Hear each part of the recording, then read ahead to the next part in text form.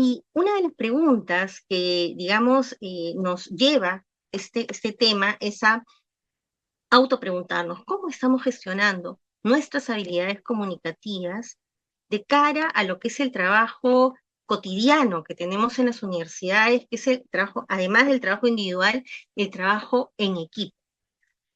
Y para ello, yo lo que quiero es primero un poco conocer, estoy viendo que acá hay 492 participantes, excelente, y me encantaría que ustedes pudieran ingresar a menti.com, ingresar el siguiente código o el QR que estoy compartiendo para poder responder en la nube.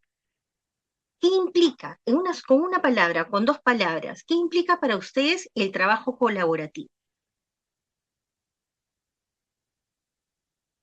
Vamos ingresando, por favor, a este código 82 31 45 43. O de lo contrario, a este QR. Perfecto. Vamos ingresando. Muy bien. Entonces entramos a menti.com, el código 82 31 45 43 o a través de escanear el QR que aparece en la pantalla. ¿Sí? Muy bien. Voy a dejar de compartir el QR, voy a compartir solamente el código para poder yo ingresar al Menti y poder permitirles ingresar a los que están eh, justamente ingresando con el código. Un segundito.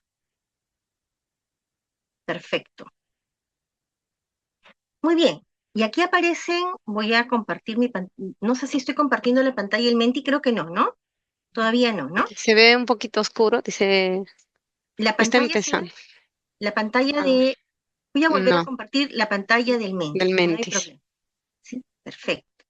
Muy bien, entonces aquí tenemos estas respuestas que vamos obteniendo, que se está ahorita ampliando la pantalla y vamos viendo pues que estamos hablando de respeto, que es una de las palabras más digamos, relacionadas con el trabajo colaborativo, comunicación, responsabilidad, compañerismo, liderazgo, escucha activa, empatía. Vaya, estoy viendo de que hay muchos conceptos que están relacionados con lo que hoy día vamos a conversar. Objetivo común, jerarquía, veo por ahí también confianza, intercambio de ideas, integración, apoyo mutuo, colaboración, responsabilidad compartida. Escucha activa también veo que se está repitiendo bastante, lo cual es maravilloso porque cuanto más grandes son las letras, pues hay mayor coincidencia, ¿no? Creatividad, coordinación, objetivo común, apoyo mutuo, confianza, excelente, excelente. Entonces, definitivamente tolerancia, también he visto también por ahí, consenso, unión, apoyo, ok, cooperar. Muy bien, entonces estamos viendo que a lo largo de esta nube se van pues presentando una serie de ideas y de categorías que efectivamente, ¿no? De las 259 respuestas que hasta ahora van presentándose, pues van muy relacionadas con el tema que hoy día vamos a desarrollar y otros puntos más que quizás por ahí van a seguir apareciendo como ideas. Así que voy a dejar de compartir por un momento el Menti para comenzar a compartir con ustedes lo que son, lo que es la agenda, lo que es la agenda del día de hoy, ¿sí? Entonces voy a dejar de compartir esta pantallita para entrar a la otra pantalla. ¿Mm? Aquí estamos, perfecto, muy bien. Aquí estamos, muy bien. Entonces voy a poner la pantalla completa. Aquí estamos. Genial. La agenda del día de hoy, entonces, gira en torno a estos tres grandes ejes. Vamos a conversar, en líneas generales, algunas nociones de lo que es la comunicación efectiva, tanto la comunicación, digamos, a nivel el tipo de trabajo, si es un trabajo grupal, un trabajo colaborativo, cuál es la diferencia, los efectos de esta comunicación, la importancia de esta comunicación efectiva y también sus barreras. Y por otro lado, también las implicancias de lo que no se habla mucho, que es la comunicación no verbal.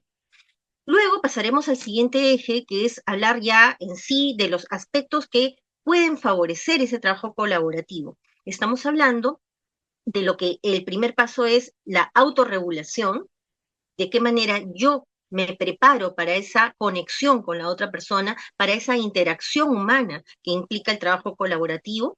Y por otro lado, después de revisar en mí mismo qué aspectos estoy autorregulando, paso ya a ver algunas estrategias que pueden favorecer el trabajo en equipo, que son muchas de las ideas que ustedes han colocado en la nube. Entonces vamos a hablar de la escucha activa, de la empatía, de la comunicación no verbal, de los pasos para la comunicación asertiva, de la resolución de conflictos e incluso de algunas estrategias para lo que es la comunicación escrita efectiva. Pero también voy a compartir con ustedes un modelo de declaración de trabajo de grupo que yo utilizo en las clases con los estudiantes y que lo utilizamos en la Facultad de Psicología en todos los cursos y que creo que también podría ser de ayuda para compartirlo con ustedes para que tengan una idea de cómo, digamos, también es posible, digamos, regular este tema de la participación, ¿correcto? Muy bien, entonces primero hay que hacer una distinción. La primera distinción que me parece importantísima es la de diferenciar lo que es el trabajo grupal, digamos, de lo que es un trabajo colaborativo. Entonces, si bien es cierto, son palabras que pueden ser dichas de manera, digamos, indiferenciada, sí, sí en sí abarca una diferencia. Si hablamos de la estructura de un trabajo grupal, pues tiene una estructura mucho más rígida, digamos, el liderazgo está mucho más claro, definido, quién es el líder, quiénes tienen que seguir al líder, hay un objetivo muy claro de completar una tarea y nada más, ¿correcto? Hay que entregar un trabajo y punto. La interacción es limitada, incluso podrían no conversar las personas y simplemente tener un drive compartido y ya está, ¿no es cierto? Y por otro lado, hay una responsabilidad individual de cada parte, cada quien se reparte cual Frankenstein el trabajo y cada quien hace su pequeña parcela y se responsabiliza de su parcela y nada más. Mientras que el trabajo colaborativo tiene una estructura muy diferente, tiene una estructura mucho más flexible. El liderazgo es compartido por cada miembro del equipo, que se supone que deberían ser entre 5, 4 personas. El objetivo es construir un producto de manera conjunta, donde todos aprendemos y todos crecemos juntos y aprendemos de las ideas del otro, ¿correcto? Entonces es un aprendizaje constructivo, el que se lleva a cabo en un trabajo colaborativo. La interacción es constante, es profunda, implica que estoy en conexión con mi compañero o compañera. Y la responsabilidad obviamente es compartida. Entonces, ¿cuáles son esas ventajas? ¿Cuáles son los efectos? ¿Cuál es el impacto del trabajo colaborativo? Pues aumenta la motivación. Dicho como lo acabamos de explicar, aumenta la motivación porque estoy más implicado. Entonces las soluciones que voy a aportar al grupo van a ser mucho más ricas, van a ser mucho más creativas. El trabajo se va a tornar mucho más eficiente y va a haber un mayor rendimiento académico. Como decía, todos los miembros del equipo se sienten implicados porque desean, es algo que ya ellos el objetivo común es algo ya casi propio, no es ajeno, es una meta común en la que están totalmente involucrados. Por lo tanto, esa búsqueda de la solución del problema o de la meta común va a ser construida por todos los miembros de ese equipo. Y más que grupo, el término de repente mucho más afín a todos los conceptos que acabamos de mencionar es equipo. Y es muy natural que en un trabajo colaborativo surjan ideas diversas, puntos de vista incluso que podrían ser contrastantes. Pero todas esas ideas son vistas como un entorno favorecedor, porque son aportes diversos que permiten justamente tener una mayor riqueza de alternativas de solución de problemas. En el contraste de esas ideas va a implicar justamente parte de lo que hoy día vamos a conversar, porque si todos pensáramos exactamente idéntico en un equipo de trabajo colaborativo, no surgirían problemas, porque todos pensaríamos exactamente igual. Pero ni todos somos iguales, ni tenemos por qué ser iguales, y justamente en la riqueza de esa diversidad de ideas es que surgen trabajos estupendos, maravillosos, marcamos la diferencia y generamos productos creativos. Entonces, en esta diversidad de ideas permite justamente, es gracias a ese ejercicio intelectual colectivo. Pero esta comunicación efectiva justamente trae no solamente lo anterior que acabamos de comentar, sino que facilita que alineemos objetivos, que tengamos objetivos comunes. Y esto solamente se da a través de una comunicación efectiva dentro de un equipo de trabajo. Entonces, ahí es donde se logra trabajar de manera sinérgica. Y esta palabra sí me pareció importante definirla aquí abajo, porque, claro, sinergia, decimos, ah, ya, todos juntos vamos remando. Sí, pero en sí la sinergia alude a la labor compartida entre dos o más personas con un único fin, con una única finalidad, que es obtener un resultado mayor al esperado que si se hubiera obtenido de manera individual o separada.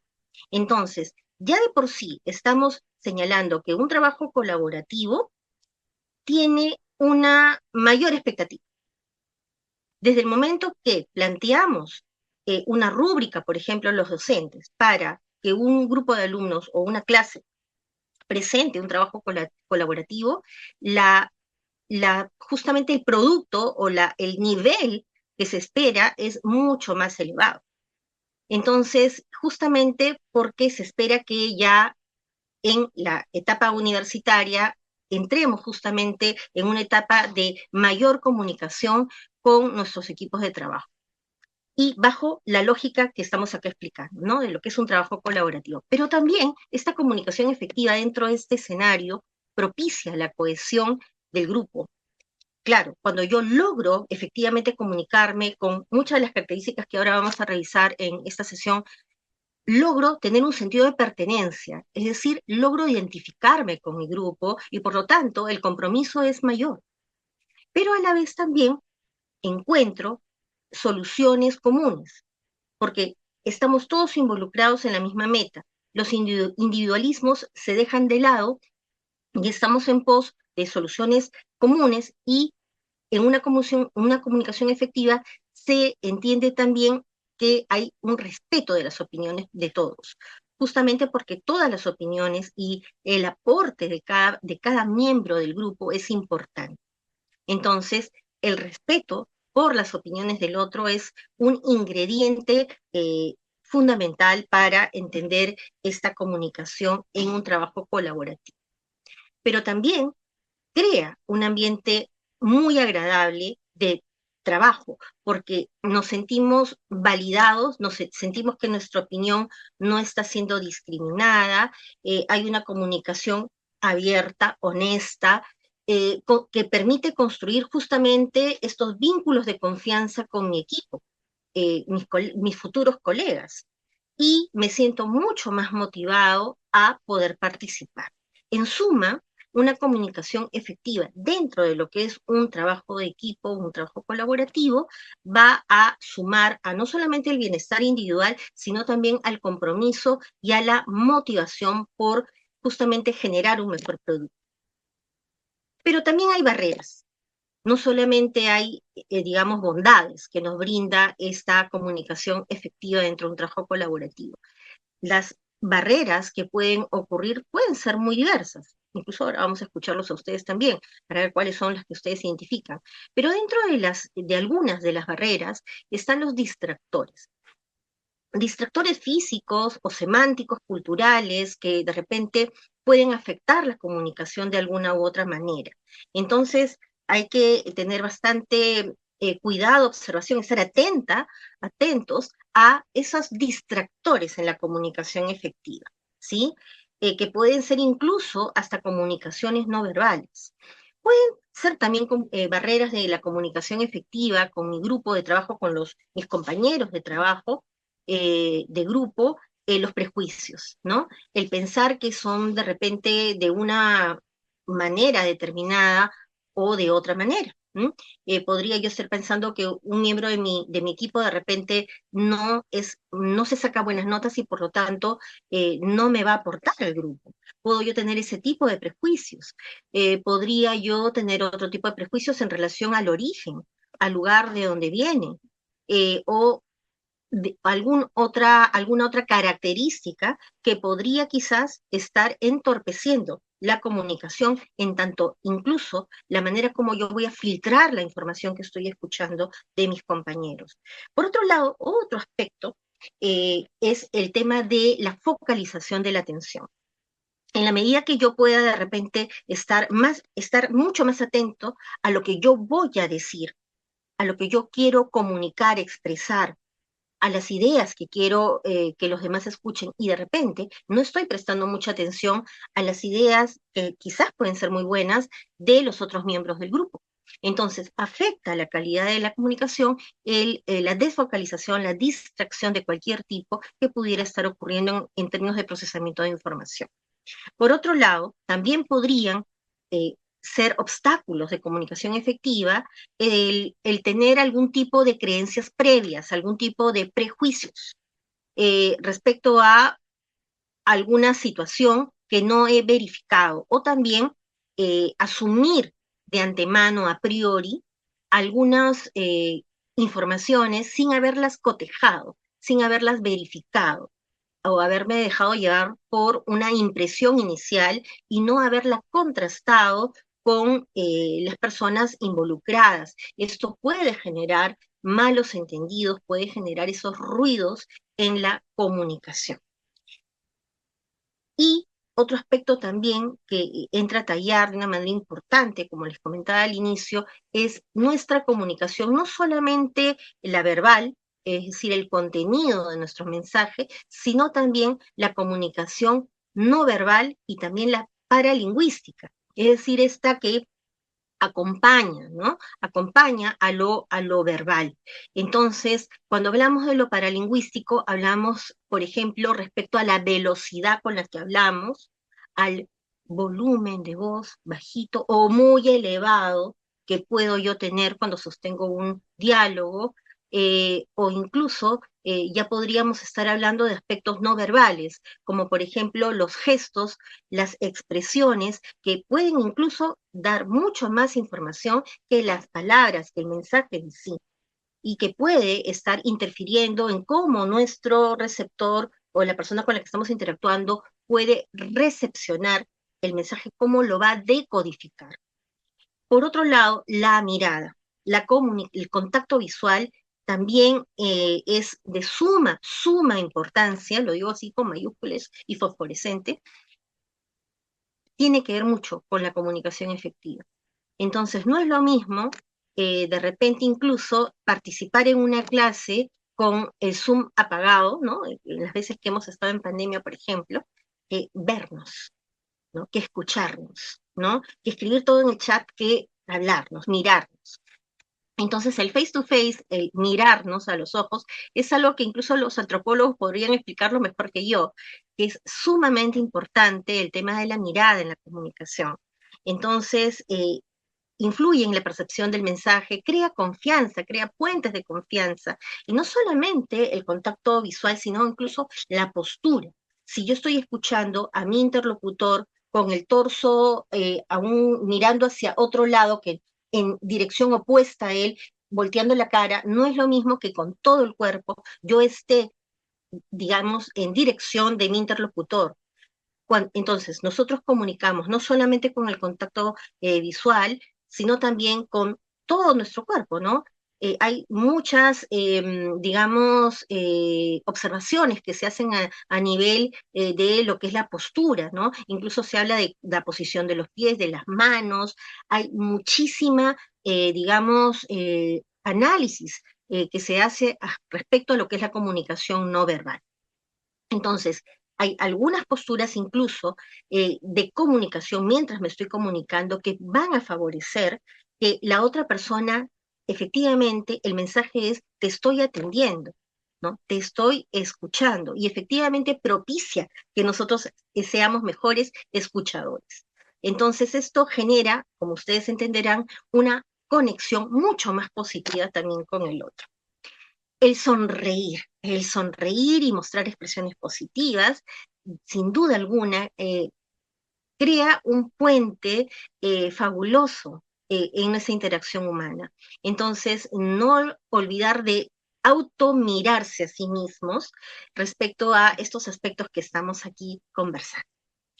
Muy bien, ahora me encantaría que ustedes bajo el mismo código que hace un momento compartimos y el mismo QR, vayamos a la siguiente pregunta. Y la siguiente pregunta, mientras ustedes se van conectando en menti.com con el código 8231 4543, es, ¿qué otras barreras, además de las que hemos mencionado, tú has observado que han ocurrido para impedir justamente que ocurra una comunicación efectiva en el trabajo colaborativo?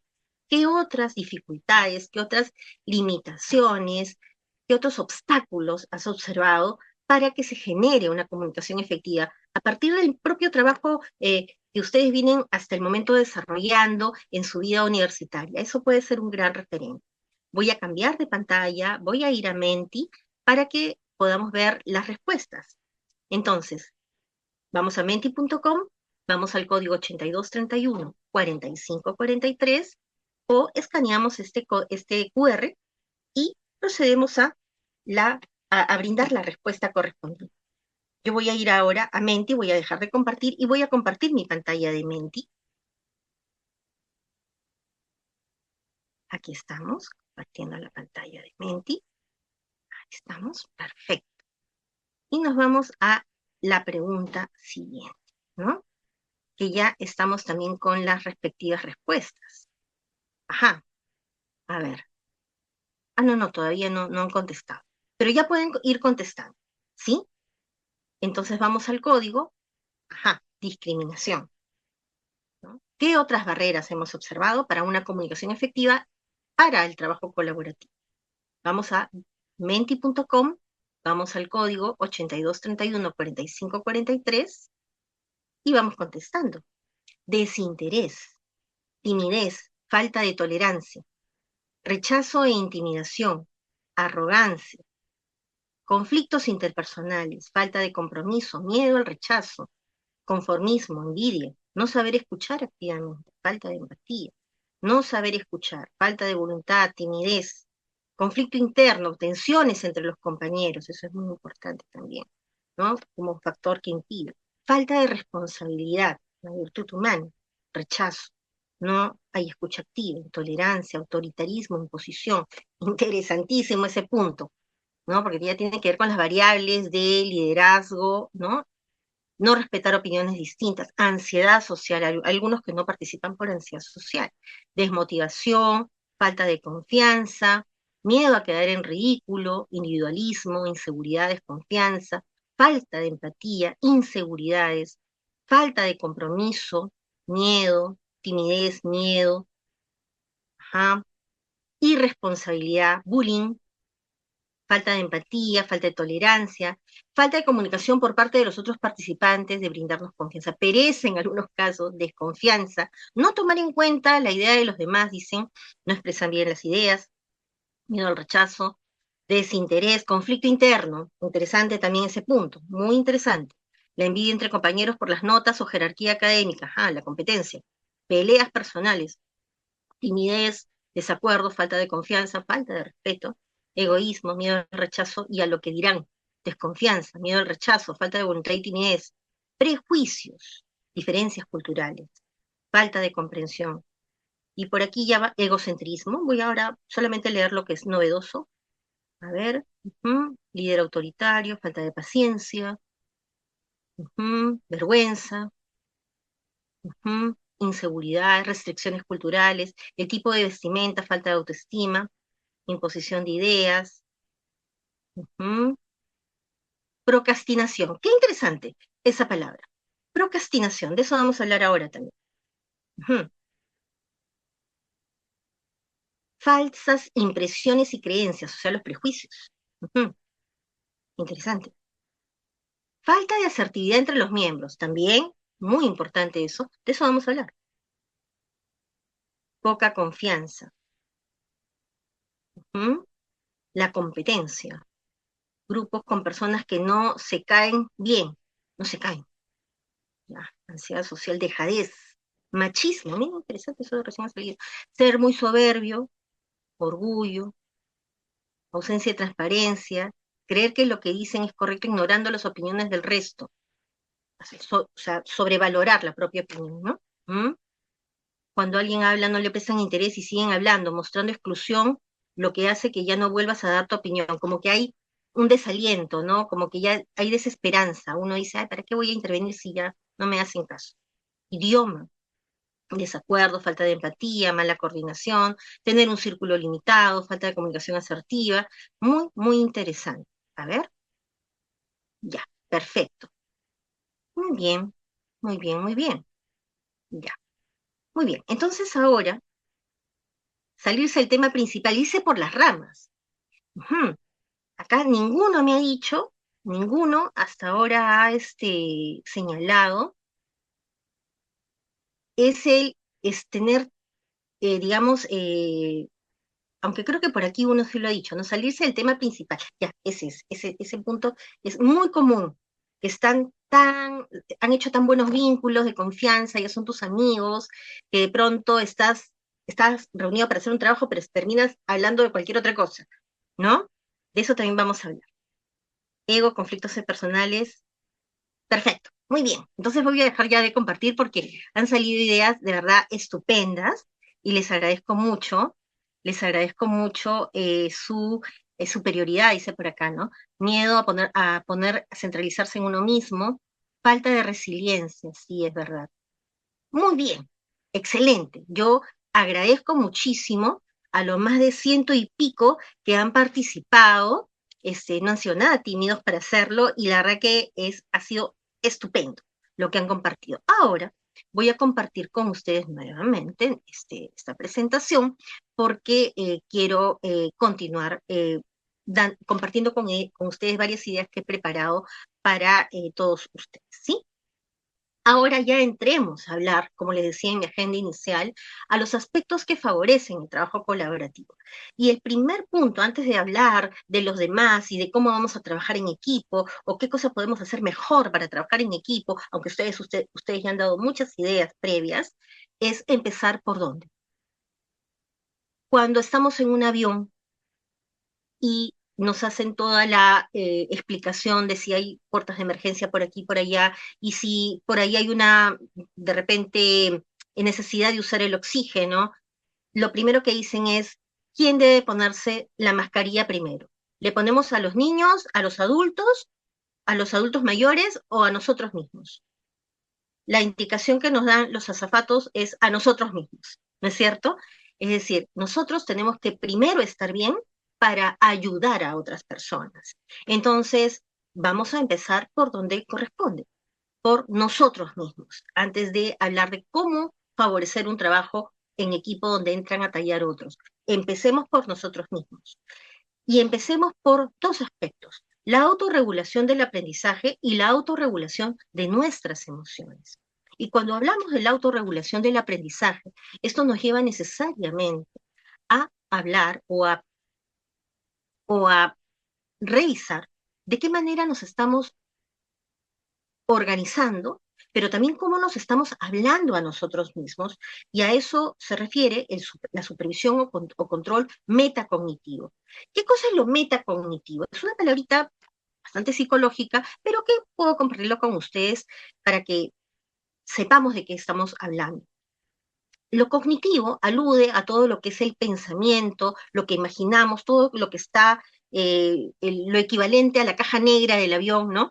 todo lo que está dentro de nuestra mente. Son nuestros recuerdos, son las imágenes que podemos tener a nivel mental, son la imaginación, es el autodiálogo, son las cosas que nos decimos a nosotros mismos y también la manera como nosotros podemos estar cuestionando lo que hacemos. Muy bien, lo metacognitivo es el pensar sobre nuestro propio pensamiento. Entonces, nosotros podemos hacernos preguntas acerca de lo que estamos haciendo o dejando de hacer, diciendo o dejando de decir. Entonces, en ese sentido, lo metacognitivo, en términos de lo que estamos hablando ahora, es el tema de la interacción y cómo nos organizamos en pro de un trabajo mucho más eficiente, es, por ejemplo, la pregunta, ¿qué me conviene? Si soy tímido, por ejemplo, ¿me conviene aprender a decir que no a algunas cosas? De repente voy a seguir siendo tímido hasta viejito, porque todas las personas que somos introvertidas, vamos a seguir siendo introvertidas hasta viejitos, pero eso no significa que no podamos aprender estrategias que nos puedan llevar justamente a poder lidiar y afrontar de manera más eficiente las demandas que se nos presentan en la vida. Entonces, puedo yo ser tímida, pero puedo aprender a decir que no. ¿Eso es posible? Sí, claro que es posible. Puedo aprender, por ejemplo, ¿no? Entre muchos nos, puedo aprender a decir que no cuando me interrumpen en mi trabajo, ¿sí? Y puedo aprender a decir que no incluso a mí misma cuando yo me auto boicoteo con las redes sociales o las pantallas, el uso de las pantallas. Entonces, yo puedo aprender a decir no al otro y también a mí misma, si es que me estoy auto boicoteando. ¿Qué me conviene? Me conviene administrar mi energía de pronto, más que mi tiempo, es a qué cosa le estoy dedicando mucha más, digamos, intensidad en las actividades. ¿En dónde estoy siendo más intensa o intenso? ¿No? En el caso de los chicos. Ok, mi energía, ¿dónde estoy yo quemando más los cartuchos? ¿En aquello que me conviene más o no? Por ejemplo, hoy en la mañana conversaba yo con una paciente, ella está en Alemania, y ella me decía, mira, en unas horas tengo la duda de si me voy a una discoteca o una fiesta con sus amigas, o me pongo a estudiar porque ella está llevando una maestría, o me pongo a repasar porque ya se viene mi primer examen de mi maestría. Y yo le decía, bueno, sí, vas a tener que pensar y ver y poner en la balanza muchas cosas, ¿no? Bueno, les cuento la historia corta, pero en sí ella tenía que administrar su energía. Bueno, al final ella lo que decidió era, iba a estudiar 90 minutos con una estrategia que conversamos con ella y luego iba a ver si se premiaba o no con el salir con sus amigas. Entonces, tenemos que administrar nuestra energía. ¿M? Recordar también nuestro objetivo con frecuencia. Puede ser que yo dé por default o diga, ok, tácitamente sí, pues estoy aquí en la universidad porque quiero ser profesional, pero quizás es muy conveniente que yo me recuerde cuáles son mis sueños, porque eso me va a permitir actualizarme constantemente en cuanto a mis decisiones cotidianas con respecto a mi vida, cómo me estoy organizando con las tareas, mi vida universitaria, mi vida familiar, si estoy guardando ese equilibrio, ¿sí? Porque no solamente quiero ser profesional, sino quiero ser una persona desarrollada integralmente. Entonces, para eso necesito recordarme mi objetivo. Mi objetivo no es solamente ser X cosa en X carrera. Si solamente quiero eso, entonces solamente estoy focalizando en una parcela de mi plan de vida. Tengo que esbozar un poquito más mi plan de vida y recordarme ese objetivo, y con frecuencia. ¿Qué me conviene? ¿Me conviene organizar mis tareas? ¿Me conviene empezar por las que más me agradan o de repente por las que menos me agradan, justamente por administrar mejor esta energía? Bueno, son preguntas metacognitivas que yo me tengo que aprender a formular. Y también tengo que aprender a automotivarme y empezar por el primer paso. Porque si yo no empiezo no importa, por algo humilde, entonces va a ser muy difícil que yo de ahí siga con las siguientes etapas o pasos. Y eso es algo muy común chicos, cuando hablamos de la procrastinación. Sobre todo cuando tenemos un perfil muy perfeccionista o en serio queremos hacer las cosas demasiado bien y a veces nos sentimos que no nos sentimos capaces o motivados para hacer las cosas bien. No porque no querramos, sino porque sentimos que a veces no tenemos todos los recursos. Y es ahí cuando empieza el procrastinar, el dejar para después, patear para más adelante una tarea que de repente lo podemos hacer antes. Entonces, algo frente a la procrastinación es, mira, no lo pienses mucho, no le des demasiada vuelta. Empieza por lo que tú quieras, pero empieza, ¿sí? Ya después ves si es que lo dejas a la cuarta parte, a la mitad, o lo acabas de repente. Acá lo importante es dar el primer paso. Si después de dos pasos lo dejas, ok, no pasa nada. Igual felicítate por haber dado ese primer paso, ¿sí? Pero sin el primer paso, no es posible darlo así. Fíjate en plazos razonables. Eso también es muy importante para automotivarse. Si yo me pongo como meta, no sé, pues estoy exagerando, terminar la tesis en una semana, vamos, o sea, complicadito, ¿no? Salvo que ya estés efectivamente en los últimos tramos, pero una tesis no se hace en una semana. Entonces, eso no es realista, no es razonable, ¿correcto? Yo sería extremadamente rígida poniéndome un plazo así. Ahora, cuando hablamos de un trabajo colaborativo, también tenemos que fijarnos plazos, porque en la universidad nos ponen también un cronograma y no podemos estar la típica, ¿no? Que a los profesores no nos gusta esto de que, profesora, podemos cambiar de fecha. Y la verdad que es algo que no siempre es factible, ¿no? Eso ya debe sonarle súper familiar a ustedes. Pues nada, hay que fijarnos plazos y ser razonables. ¿Por qué? Porque en la vida real, si ustedes terminan la universidad, en el mundo del trabajo no siempre van a haber posibilidades de postergar las fechas. Hay un plazo, hay un deadline y eso no hay forma de poder cambiar. Entonces tenemos también que aprender a ajustarnos y a ser puntuales con nuestro trabajo. Pero también tenemos que ser muy humanos y darnos cuenta de que no somos máquinas. Entonces también tenemos que ser bastante coherentes con esta idea y tomarnos también un periodo de descanso. Voy a ir un poquito más rápido porque hay muchas otras ideas. Controlar nuestra actitud perfeccionista es mejor terminado que perfecto, ¿no? Y eso también da lugar a la procrastinación, ojo, el ser muy perfeccionista, decir, no, no puedo entregar esto porque esto puede estar mejor. Sin duda, todo es perfectible. Y si vamos con ese ritmo y con este criterio, nunca lo vamos a entregar. Entonces, es mejor que esté terminado como está, hasta donde humanamente pudiste hacerlo, que esté perfecto, porque perfecto no va a estar nunca, ¿sí? Entonces hay que un poquito controlarnos y ser conscientes y hasta decirnos a nosotros mismos, cuidado, periquita, como se llame cada uno, no seas perfeccionista. Es mejor que esté terminado y entregado y seas puntual que nunca lo entregues. ¿M? Y mantener un balance, ¿no? Un balance entre lo que está bien hecho y el plazo fijado para entregar, ¿sí? Muy bien, hablemos un poco de la autorregulación de las emociones, ¿sí? A ver, quiero ver si acá en el chat hay algo más. Ok, sí, tenemos que usar la energía para iniciar las tareas que menos nos agradan y así podremos tomar descansos conscientes. Totalmente de acuerdo. Y Jung dice, uno debe comenzar con cosas pequeñas, no abarcando grandes. Totalmente de acuerdo con Jung. Creo que es muy importante, sí, empezar por lo que tú crees que efectivamente puedes también hacer, ¿no? Después acá dice, tenemos que tener una organización y priorizar para no procrastinar. Totalmente de acuerdo, Dariana. Y Candy dice, para cambiar algo, como usted lo dijo, es comenzar por nosotros. Totalmente de acuerdo. Por nosotros mismos. Es que nosotros somos el primer eslabón de todo.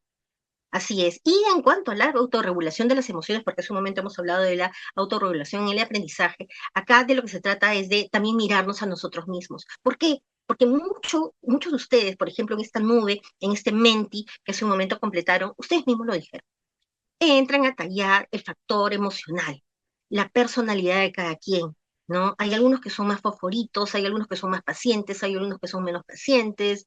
Entonces, esa mirada propia respecto a qué tan tolerantes son.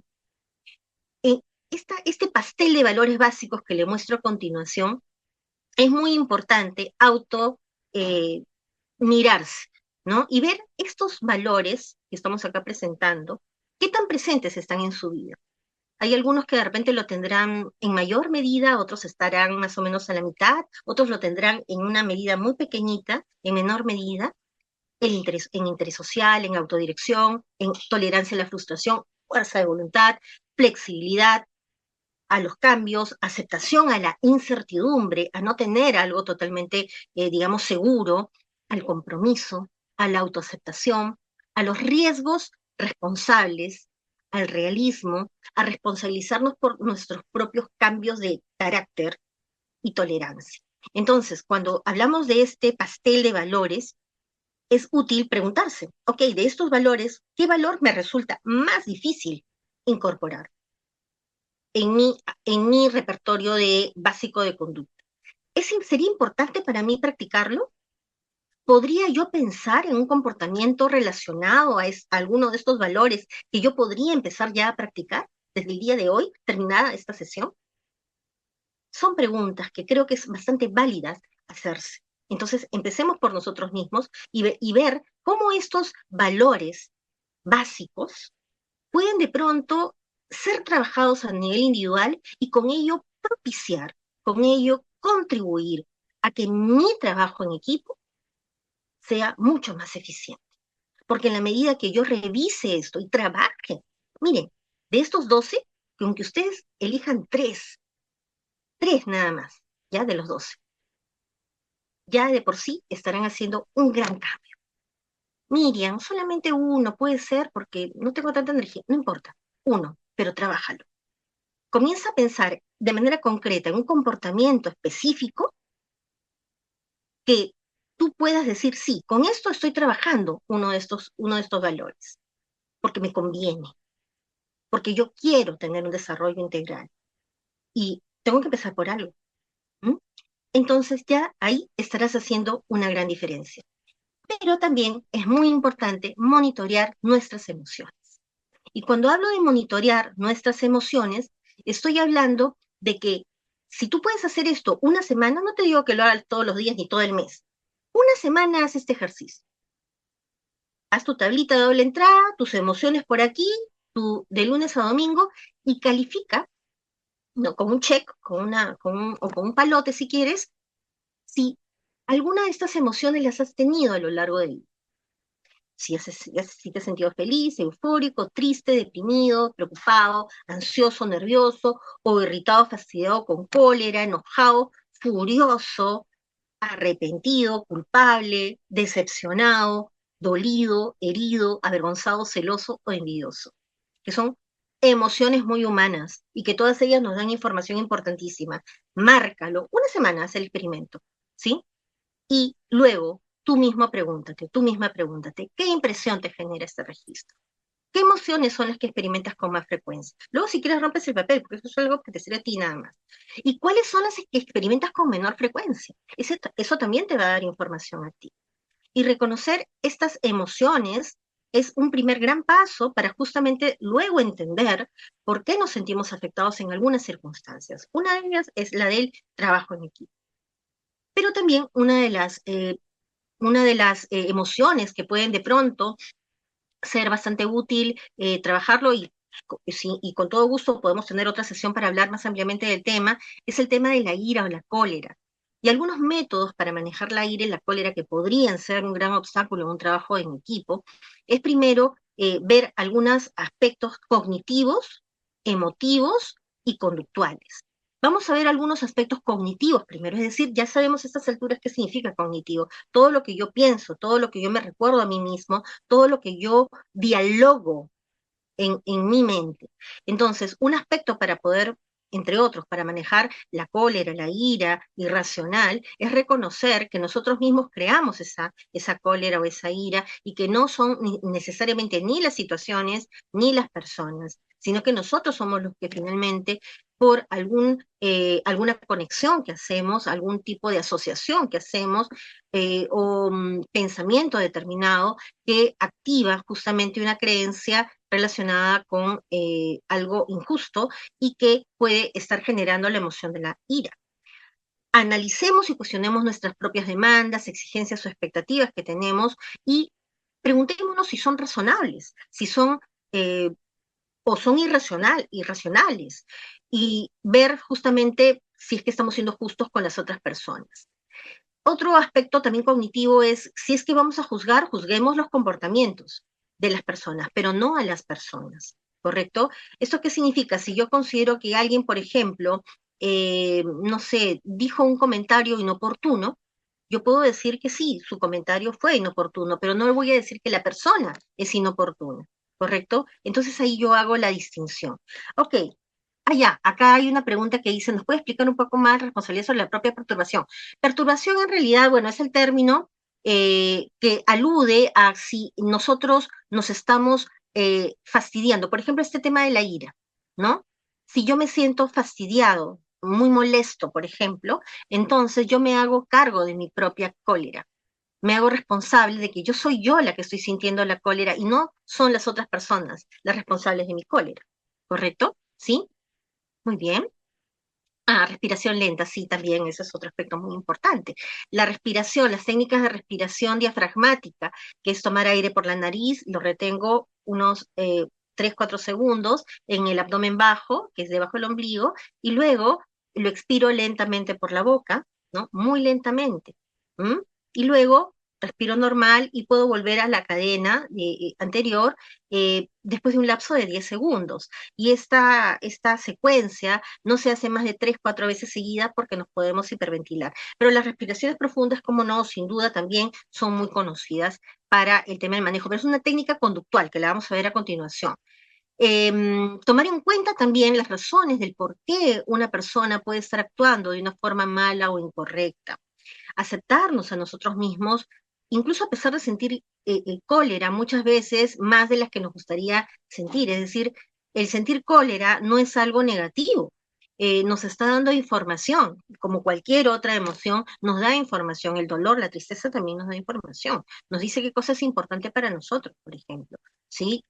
O a quién amamos, por ejemplo, ¿no? Entonces, es sumamente importante y nos da información y son pepitas de oro con las que hay que saber sabiamente luego tomar decisiones. Comprometerse a trabajar en tu ira, pero no te desvalorices cuando la experimentes, sí. Es un aspecto también muy importante que se puede hacer a nivel cognitivo. Y a nivel emotivo, bueno, reconocer los sentimientos de ira que son propios, tratar de empatizar también con los sentimientos de las otras personas con las que estamos sintiendo, especialmente hacia quienes estamos sintiendo cólera. ¿No? A ver, yo puedo sentir cólera hacia Periquito, pero de repente Periquito puede tener otros sentimientos y empatizo con él, ¿correcto? Practicar el brindar aceptación incondicional a las personas frente a las cuales se siente ira. O sea, yo puedo estar de repente muy molesta, incluso con familiares, pero puedo, a pesar de eso, aceptar de que son personas con estas características, ¿correcto? Y que no van a cambiar necesariamente porque yo siento cólera. Reemplazar la ira por disgusto. Claro, la ira es dentro de lo que es el- el, digamos, tiene mayor intensidad que el disgusto o el fastidio, ¿correcto? Dentro del gradiente, la ira está mucho más elevada, escala mucho más. Es el disgusto o fastidio escalado. Entonces, es preferible reemplazar la ira por, ok, esto me molesta, o esto me disgusta, o esto me incomoda, pero no necesariamente permitirnos escalar con la cólera, ¿sí? Especialmente en situaciones que activan normalmente nuestra cólera. Y a nivel conductual, nosotros sí podemos defendernos en una situación en la que algo nos genera cólera, pero sin ser hostil. Defendernos no significa ser agresivo. Podemos practicar verbalizaciones asertivas, empleando enunciados en primera persona, aludiendo a los comportamientos y no a las personas. Podemos recurrir a la distracción y también a otros métodos de expresión que podrían lastimar relaciones. Entonces, hay que ver la manera como evitar lastimar a otra persona. Yo puedo expresar mi cólera sin herir a las otras personas. A eso se le llama una respuesta una respuesta asertiva digna. Entonces, es algo bien importante, ¿sí? Eh, Algunas veces podemos también elegir no expresar los resentimientos, porque nos damos cuenta que el contexto puede hacer que escale, o que yo escale en cólera, o que la otra persona me contagie también de su cólera. Y, ¿por qué no? También yo me puedo dar la autoinstrucción de ser amable, a pesar de no tener ganas de ser amable. porque esta actitud mía de tratar de ser digna puede ser también contagiosa para la otra persona y la otra persona también puede ser, digamos, animarse a tener un comportamiento análogo. Usar el humor, y esto tiene que ser con guante de cirujano, porque el humor en una circunstancia en la que hay un poco de tensión, hay que cuidarnos mucho que no sea expresada en forma de sarcasmo, que no sea tomada como una ironía, como una agresión en pocas palabras. Entonces el humor tiene que ser muy fino y no cruzar esa delgada línea que podría haber con el sarcasmo, con la ironía o con en este caso, la agresión, ¿no? ¿Por qué? Porque el humor bien usado, con inteligencia, con creatividad, con agudeza, ¿correcto? Puede aliviar el clima de tensión que podría crearse en una circunstancia de trabajo colaborativo, por ejemplo. Y también identificar dentro del grupo a aquellos compañeros de trabajo o de equipo que de repente parecen no sentir cólera en algunos momentos que normalmente podría detonarme a mí cólera, ¿correcto? Y yo podría observar su conducta y tratar de alguna u otra manera imaginar qué es lo que puede estar pensando este periquito que a pesar de que podría molestarse, no se molesta o no se molesta tanto como yo. Y en alguna medida intentar copiar esta manera de pensar, esta probable manera de pensar o sus comportamientos. ¿Sí? Ahora sí, vayamos a algo un poco ya que tiene que ver con muchas de las ideas que ustedes han mencionado antes, que es la comunicación en el trabajo de equipo. Y sí, acá tenemos que tener muy clara la agenda cuando nos reunimos en equipo, justamente para que no pase aquello que ustedes comentaban en el Menti, que de pronto nos vamos por las ramas. Una agenda clara, incluso con una hora muy determinada para trabajar. De repente, no sé, a ver, compañeros, nos vamos a reunir a tal hora y vamos a terminar a tal hora. Entonces ya sabemos que es una reunión efectiva porque no es que va a ser eterna, nos vamos a amanecer, sino que va a tener una hora de inicio y una hora de término. Esto es muy importante para que justamente todos participen, sepan que hay un poco tiempo para participar y por lo tanto tienen que participar y va a aumentar la productividad. Utilizar un lenguaje claro en los correos o en los chats, en los WhatsApps. Creo que ustedes utilizan también otras formas, ¿no? Además de WhatsApps, creo que había otra forma, otra red social que ustedes utilizan, ¿no? Bueno, ahora por el chat seguramente alguien me soplará. Sí, ahorita estoy un poco, no, sí, claro, no me acuerdo ahorita, pero hay otra red social que utilizan mucho los chicos, además del WhatsApp, ¿no? Muy bien, eso, un lenguaje claro, si es que voy a usar emoticones, entonces que sean aquellos que no sean ofensivos, y para evitar malos entendidos en estos entornos digitales. Y entender también que todas las Instagram, si algunos dicen TikTok, dicen unos, ok, sí, sí, hay otro, que ahorita no recuerdo, además de estos dos, Facebook, Discord, eso, no, Marco, ¿quién fue? Ricky fue el que acertó.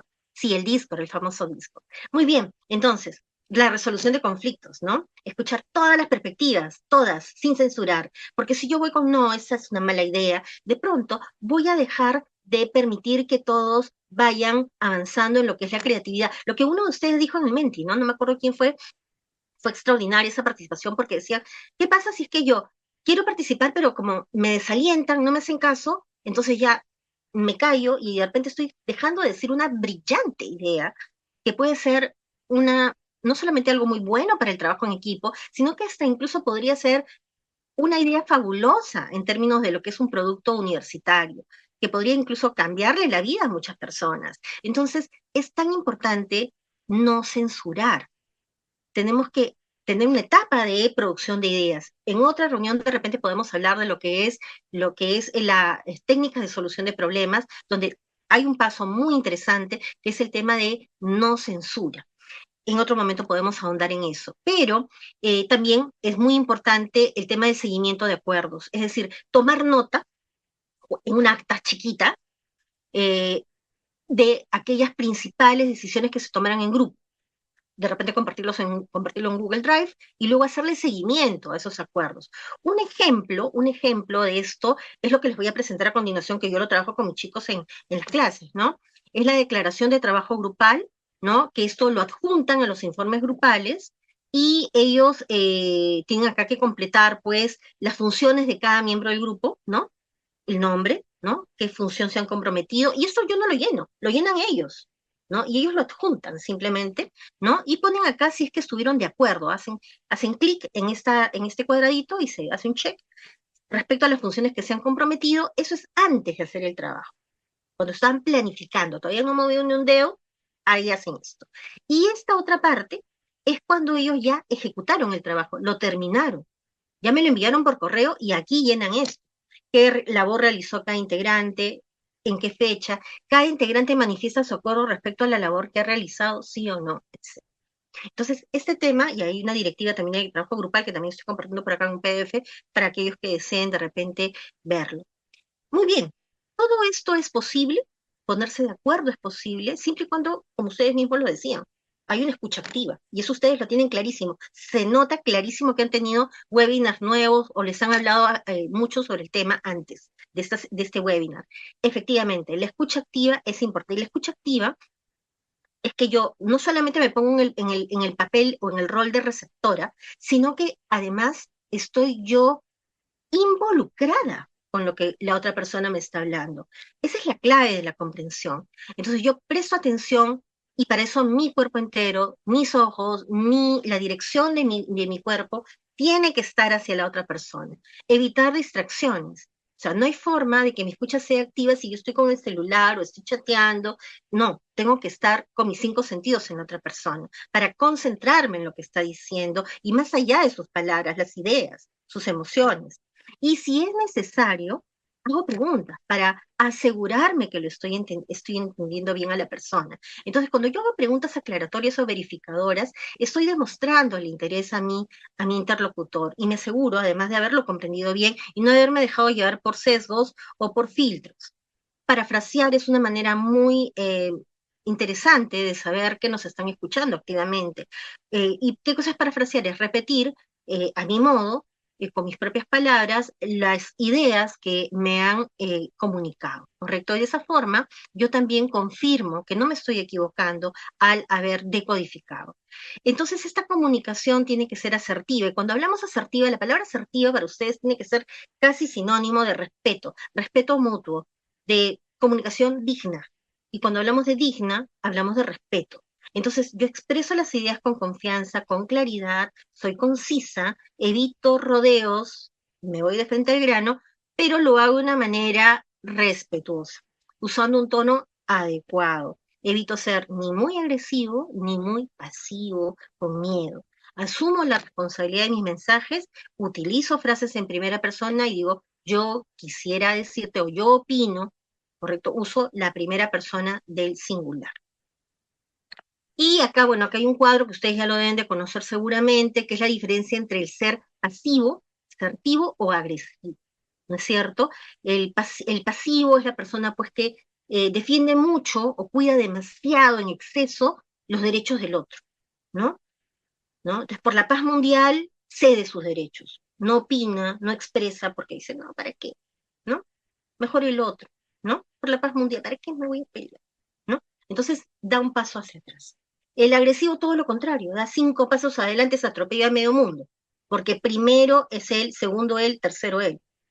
Y el asertivo es que en esta línea continua, donde tenemos al agresivo, al pasivo, en el medio está el asertivo. Es aquel que defiende sus propios derechos de expresión, pero a la vez también cuida los derechos del otro. Entonces toma en cuenta sus propias necesidades y las de los demás, puede comunicarlo de manera firme, con confianza, con claridad, sin temor, pero tampoco sin eh, pisar al otro, ¿correcto? La empatía es sumamente importante para que todo esto se dé. Y la empatía va más allá de ponerse en el lugar del otro, ¿no? Estar en los zapatos del otro. Si es que no es mi caso, de que no tengo las características de mi interlocutor, imaginarme eh, lo que puede ser, lo que puede significar estar pensando o sintiendo de la manera como el otro nos está comunicando. Entonces, reconozco también las emociones del otro. Puede ser que yo no haya pasado por la experiencia de mi interlocutor, pero puedo reconocer sus emociones. Desde el momento que digo, está triste, ¿correcto? No significa que yo me siento triste, pero reconozco su tristeza y estoy siendo empático. Y para eso se necesita observar el lenguaje corporal y también esperar y mirar. O sea, si yo soy muy impulsivo, no voy a tener lugar para la empatía, porque la empatía implica que yo tenga algunos segundos de observación. Validar los sentimientos de los demás, hacerles saber que se le entiende, es parte del ser empático. Si yo soy empática, pero no le comunico al otro que yo lo he entendido, pues soy parcialmente empática, ¿correcto? Y implica también buscar puntos en común, encontrar esas áreas de acuerdo para que podamos tener esos vínculos más sólidos. Como hemos ya comentado, aquí no voy a ahondar mucho, la comunicación no verbal es importante, hablamos con nuestro cuerpo, hablamos con nuestra mirada, con nuestras expresiones, con el tono de nuestra voz, con el ritmo con el que hablamos incluso, y tenemos que estar muy atentos a este lenguaje corporal, ¿correcto? Y estos pasos, pues, para la comunicación asertiva, habla de manifestar qué fue lo que pasó, los hechos, ser muy concisos con la manera y muy claros en la manera como nos comunicamos, no ir por las ramas, aludir a los hechos más que a las impresiones, indicar lo que nos gustaría que pase, qué cosa preferiríamos que ocurra o no quisiéramos que ocurra, sin exigirlo, sino como a mí me gustaría mucho que todos participen en el grupo. No voy a decirle todos tienen que participar en el grupo. ¿No? Entonces tengo que tener claro cómo va a ser mi actitud asertiva, cómo es mi comunicación asertiva dentro de un trabajo en equipo. Otro aspecto importante dentro de este escenario del trabajo cooperativo es buscar un acuerdo o compromiso que tenga sentido para todas las partes del grupo. Describir nuestras emociones si es que es necesario y reconocer a las otras personas, escuchándolas activamente, comprendiéndolas, respetando su punto de vista. Y para eso es necesario tener una voz clara, tranquila, evitar levantar la voz, gritar, no expresar exigencias o deberías hacer esto o tú debes o yo necesito que tú hagas esto. Asumir sin preguntar, también eso es importante evitarlo, más bien preguntar, cotejar, verificar, evitar eh, expresiones como de preguntas de por qué, porque muchas veces el por qué genera actitudes defensivas. A veces es mucho más llevadera para las personas el preguntar el cómo así. El cómo así no genera tantas defensas en el otro. Y no esperar que la otra persona de forma pasiva nos lea nuestra mente, comuniquemos lo que necesitamos, lo que nos hace falta en un trabajo en equipo. Bueno, en otra ocasión sí me encantaría, ojalá que haya esa ocasión para poder hablar de lo que es eh, el ponernos lo que es la resolución de conflictos, ¿no? Encontrar soluciones de ganar-ganar, mantener, todas las partes tenemos que ganar, no una sola parte, mantener la calma, evitar las acusaciones y los ataques personales en un trabajo cooperativo, no tomárselo a lo personal, mantener una actitud muy profesional incluso con nuestros compañeros de pregrado, escuchar todas las perspectivas, comprender los puntos de vista de los demás, y si no podemos resolver un problema en una ocasión, decirles, bueno chicos, hoy día estamos un poco de repente que no nos sentimos de buenos ánimos, en otra oportunidad nos vamos a reunir para poder hablar otra vez de este tema. Y podemos postergar la solución de un conflicto, si es que en ese momento no es oportuno hacerlo. Buscar soluciones creativas implica también involucrar a todos en esas soluciones creativas y explorar diferentes opciones para llegar a un acuerdo. Bueno, como ya hemos comentado, y con eso ya voy terminando, ser claros y concisos, o incluso cuando escribimos por chat o cuando estamos nosotros comunicándonos por alguna de estas plataformas virtuales con nuestros compañeros. Utilicemos un esquema, una lista para estructurar un mensaje que deseamos expresar, revisemos también la ortografía, la gramática, una buena presentación pues genera una mejor imagen, porque hoy por hoy serán sus compañeros, mañana más tarde serán sus colegas, sus jefes, sus superiores o sus subordinados. Entonces es muy importante que siempre cuidemos las formas de nuestro mensaje escrito. y adaptarnos también al mensaje, a la audiencia a la que nos estamos dirigiendo, ¿no? Y utilizar un lenguaje claro y conciso, ¿sí? Bueno, acá como hemos comentado, la escucha activa es importantísima, así como la empatía, la asertividad y la claridad en nuestra comunicación.